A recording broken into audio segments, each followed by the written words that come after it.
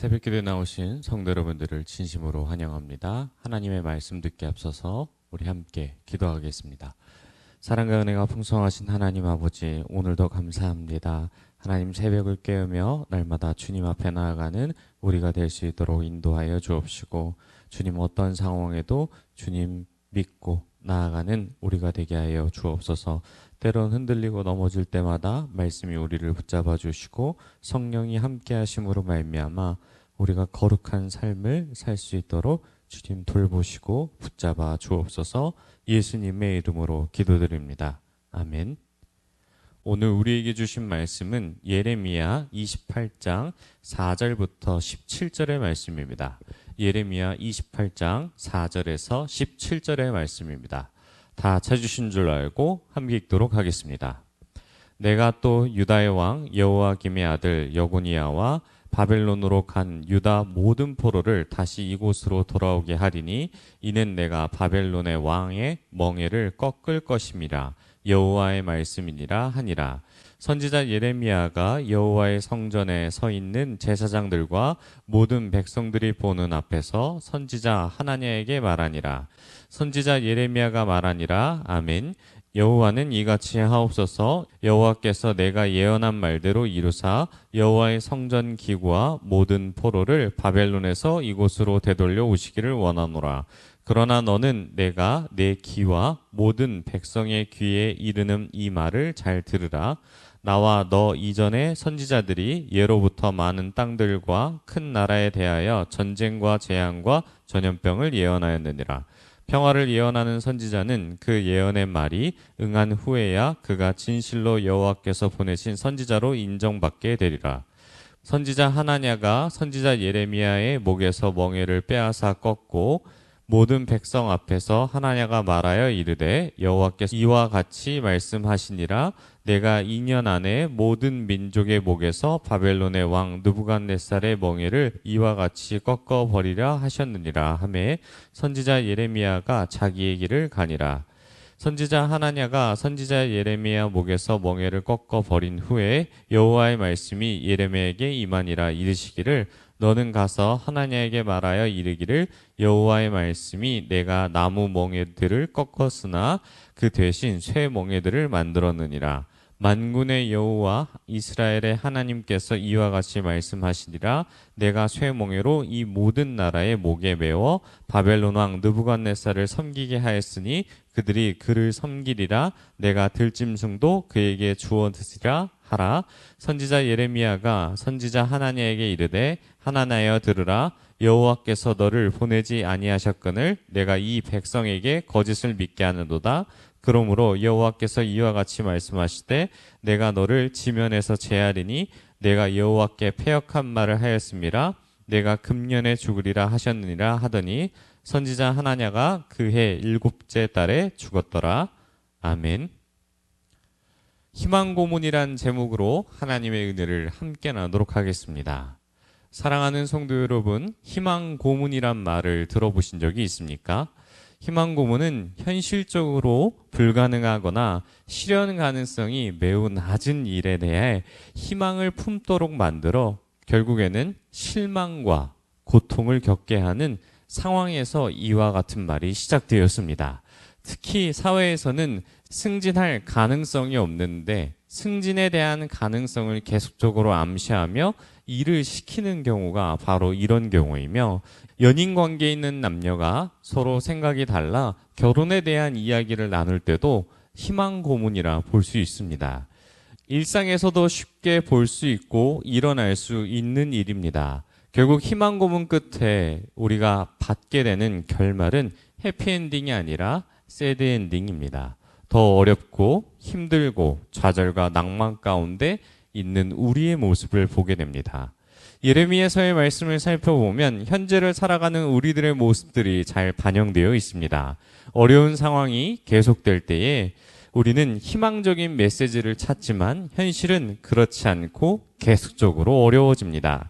이럴 때 사람은 긍정적인 부분과 희망적인 메시지를 계속적으로 듣고 찾으려 합니다. 하지만 맹목적으로 긍정적인 부분, 희망적인 부분은 결코 우리의 어려움을 해결해 주지 않습니다. 오히려 현실을 도포하기 위해 계속적인 희망 회로를 만들 뿐입니다.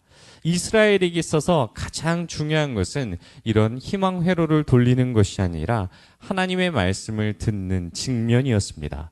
그래서 하나님은 선지자 예레미야를 통해서 이스라엘이 돌아오기를 소망하셨습니다. 본문의 내용을 살펴보면 이스라엘에게 하나님은 공식적으로 편지를 전하기 시작합니다.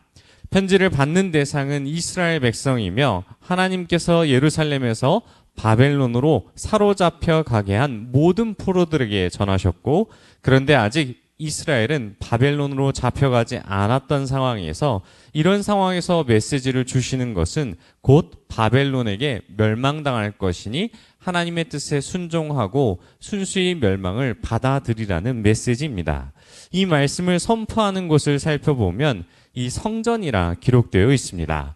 단순히 회중들이 모여 있어 하나님의 말씀을 전한 곳이 아니라 하나님의 말씀이 선포되고 하나님의 임재가 계시는 하나님의 성전입니다.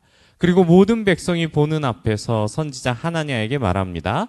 너가 예언한 대로 성전 기구와 모든 포로들이 바벨론에서 이곳으로 되돌려 오시기를 하나님께서는 원하신다 말합니다.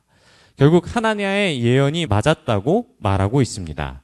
하지만 그 시기가 다름을 하나님께서는 말씀하십니다. 먼저 하냐나는 바벨론의 멍에를 부수시고 포로를 끌려간 자들이 2년 만에 돌아올 것이라고 예언합니다. 그러나 예레미야는 쇠로 된 멍에를 만들어 더 강력한 심판이 있을 것을 얘기합니다. 강력한 심판에 대한 이야기를 할 뿐만 아니라 다른 백성에게 들으라고 하신 말씀의 이유가 있습니다.